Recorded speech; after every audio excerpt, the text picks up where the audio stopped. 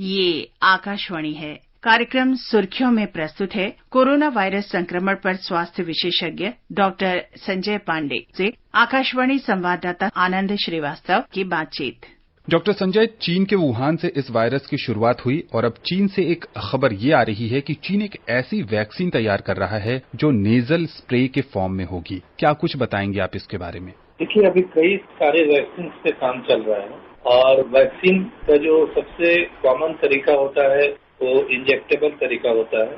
लेकिन अभी जैसा कि आप बता रहे हैं कि एक चीन में स्टडी चल रही है जिसमें स्प्रे वैक्सीन है और एक यूनिवर्सिटी है वहाँ जियामिन यूनिवर्सिटी और हांगकांग यूनिवर्सिटी ने मिलकर बनाया है। लेकिन अभी ये काफी शुरुआती दौर में इसके परीक्षण है और फर्स्ट फेज ट्रायल अभी चालू हुआ है।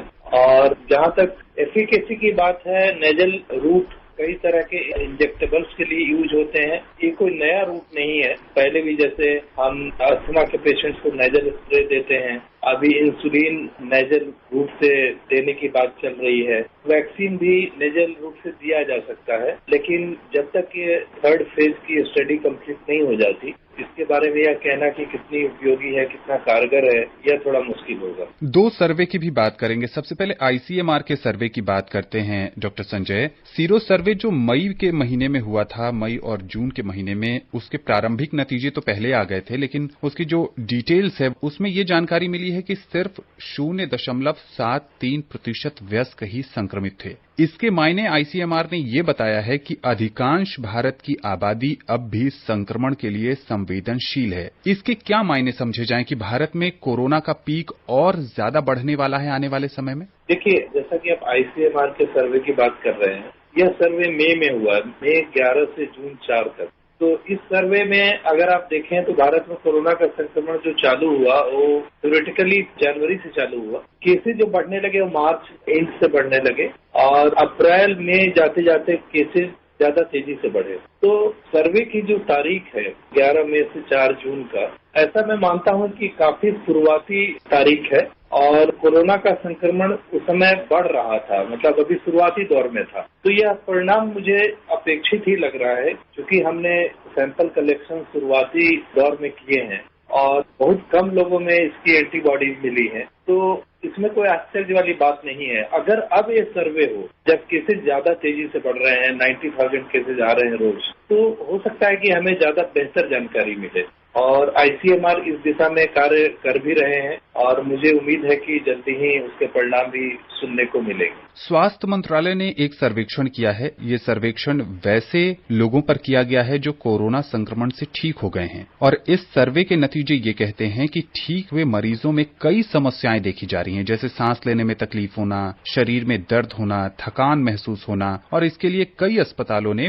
पोस्ट कोविड क्लिनिक शुरू की हैं। आपसे डॉक्टर संजय ये जानना चाहेंगे कि ये जो पोस्ट कोविड जो लक्षण दिख रहे हैं लोगों में, ये कितने समय तक रहते हैं और क्या ये आने वाले जीवन के लिए मुश्किल भी खड़ी कर सकते हैं? देखिए, पहले भी अगर आप देखें तो कई बार वायरल इलनेसेस के बाद पोस्ट वायरल सिंड्रोम्स होते हैं और पोस्ट वायरल सिंड्रोम का मतलब ये होता है कि जैसे आपको वायरल बुखार है, वायरल बुखार जब खत्म हो जाता है तो थोड़ी थकान, जोड़ों में दर्द, कई वायरसेस में देखने को मिलता है। डेंगू, चिकनगुनिया सब में देखने को मिलता है। लेकिन चूंकि कोरोना वायरस एक नया वायरस है, इसके बारे में हमें बहुत ज्यादा जानकारी नहीं है। तो यह सर्वे काफी इम्पोर्टेंट है और इससे हमें यह पता चलता है कि पोस्ट कोविड के समय में भी, जैसे कोविड का पेशेंट अगर इम्प्रूव कर जाता है, रिकवर कर जाता है, तो उसके बाद भी कुछ लक्षण मौजूद रह सकते हैं, जैसे रेस्पिरेटरी या कार्डियोवास्कुलर ले लें, न्यूरोलॉजिकल ले लें, या कई बार बच्चों में इम्यूनोलॉजिकल रिएक्शंस भी देखने को मिले हैं, या लंग में फाइब्रोसिस देखने को मिला है कि जैसे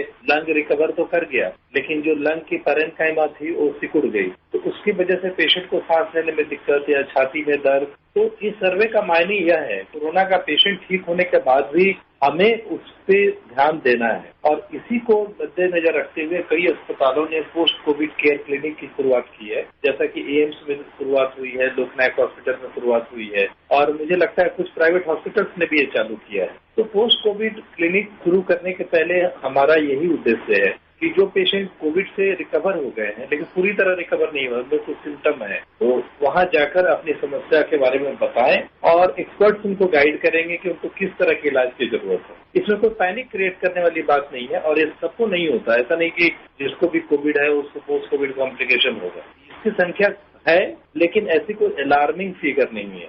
और हमें लगता है कि जैसे जैसे हमें इसके बारे में ज्यादा जानकारी मिलेगी, हम ज्यादा जागरूक होंगे और पोस्ट कोविड क्लिनिक इस दिशा में एक बहुत ही अच्छा प्रयास है। भारत में जो 3 वैक्सीन पर काम चल रहा है डॉक्टर संजय, वो किन चरण में हैं परीक्षण के स्तर पर? देखिए, जो वैक्सीन भारत में तैयार हो रहे हैं वो अलग अलग जगह पे अलग अलग चरण में उनका परीक्षण चल रहा है और मैक्सिमम जो परीक्षण है वो फेज 2 और फेज 3 में चल रहे हैं और इसके परिणाम आने में अभी समय लगेगा, क्योंकि आपने पढ़ा होगा अखबारों में भी कि बाकी बाहर की कंट्री में भी कई वैक्सीन पे ट्रायल चल रहे हैं, जैसे एस्ट्राजेनेका की वैक्सीन है और यूएस में एक मॉडर्ना की वैक्सीन है और फाइजर भी एक वैक्सीन पे काम कर रहा है। तो कई वैक्सीन पे काम कर रहे हैं और मैक्सिमम जो वैक्सीन है उनके फेज 3 के ट्रायल अभी चल रहे हैं। फेज 3 के ट्रायल इसलिए जरूरी होते हैं कि वो लार्ज नंबर ऑफ पेशेंट्स पे किए जाते हैं। लार्ज नंबर ऑफ पेशेंट्स पे ट्रायल इसलिए जरूरी होता है कि हम ये जान सकें कि पेशेंट को या जो वॉलंटियर हैं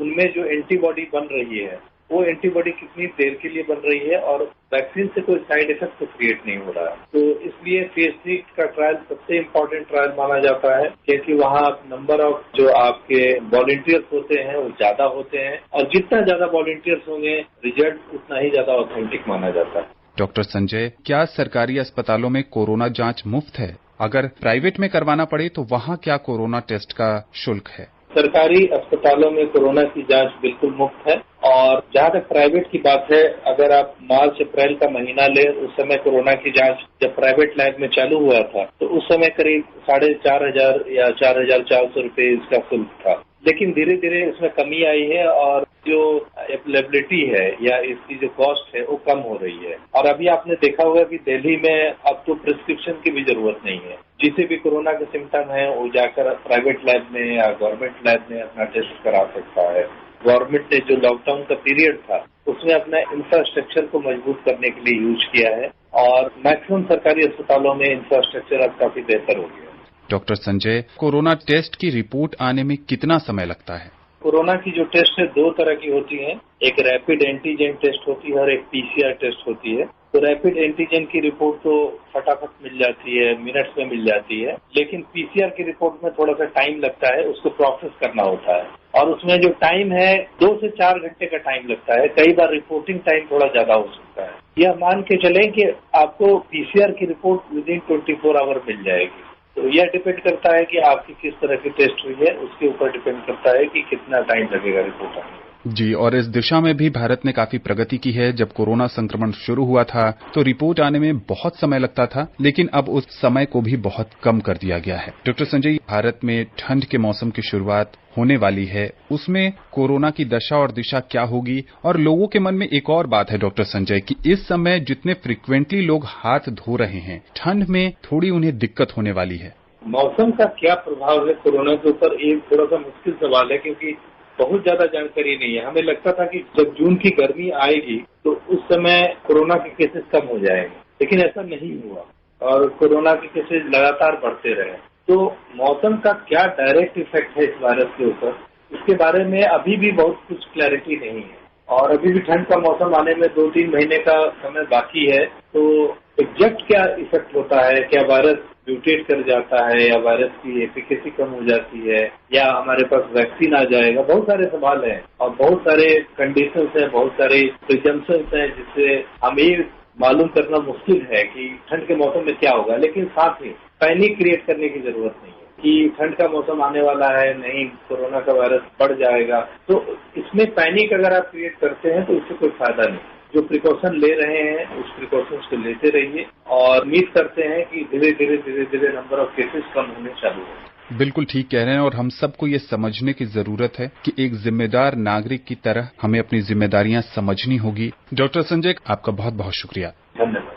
अभी आप सुन रहे थे कोरोना वायरस संक्रमण पर स्वास्थ्य विशेषज्ञ डॉक्टर संजय पांडे से आकाशवाणी संवाददाता आनंद श्रीवास्तव की बातचीत। ये कार्यक्रम आकाशवाणी के समाचार सेवा प्रभाग द्वारा प्रस्तुत किया गया। इसे आप हमारे mobile app news on AIR पर भी सुन सकते हैं। कार्यक्रम के संबंध में अपनी प्रतिक्रिया आप हमें ईमेल कर सकते हैं। पता है airnsdtalks@gmail.com। कार्यक्रम को दोबारा सुनने के लिए लॉग ऑन करें हमारी वेबसाइट newsonair.com।